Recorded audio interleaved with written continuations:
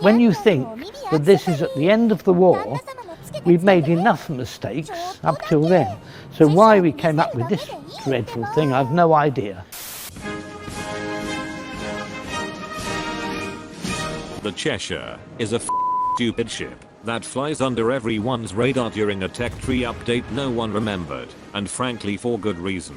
If you somehow vaguely remembered what the line provides, they are quite simply smaller version of fire monkeys, with absurd HE shells, onboard 3D printer, and class-leading concealment. All good stuff, you know, like how British see themselves, before getting face-planted by reality.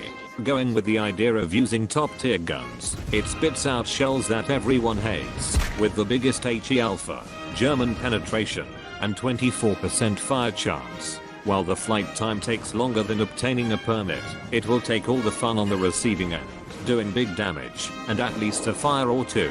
This includes those stupid and fake Russian ships, as their armor no longer mattered. That is until Joseph Stalin laser guided their shells into your citadel.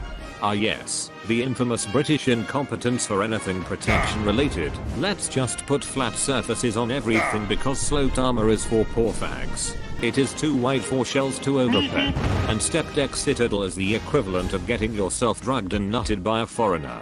This design philosophy is promised to be compensated by having thicker overall armor, like the 30mm deck and 27mm sides, which will bounce most BB shells. You make sure to keep it angled against anything, like how you play literally every other cruiser, only to feel less superior because you are not the most armored one out there. That honor goes to the one true Japanese premium, which also has 27mm sides, slimmer hull, and less likely to explode.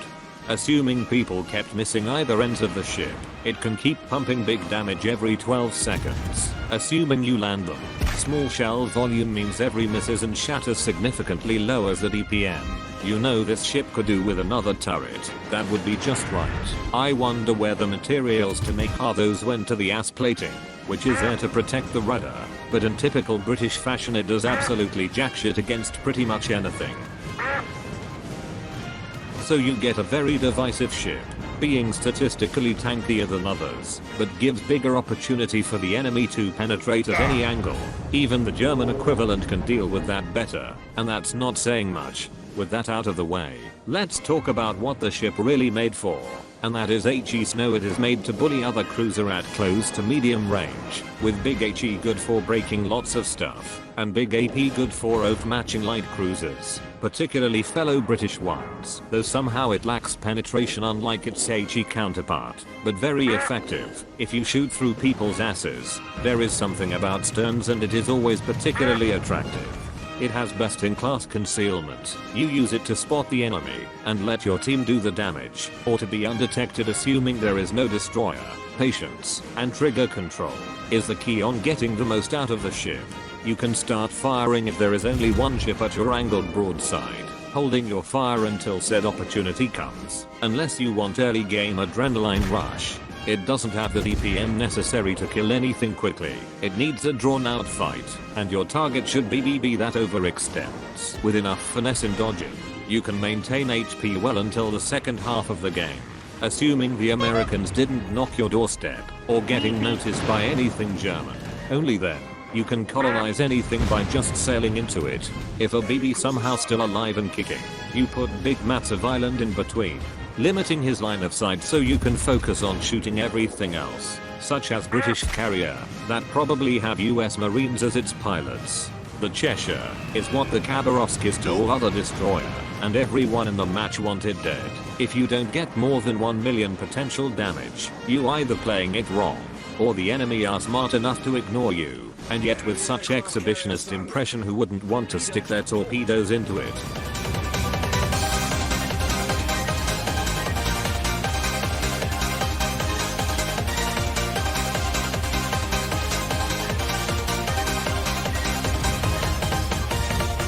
This is how you tame your pussy. You take preventative maintenance, adrenaline rush, superintendent, and concealment expert. Then you take demolition expert, expert loader, jack of all trades and high alert. For the upgrades you get main battery 1, engine room protection, aiming system, rudder shift, and concealment, and then mount whatever flags you want. The Cheshire is a cash grab version of a tech tree no one remembered. Playing it is like walking on a tightrope while your best friend wishes you to fall.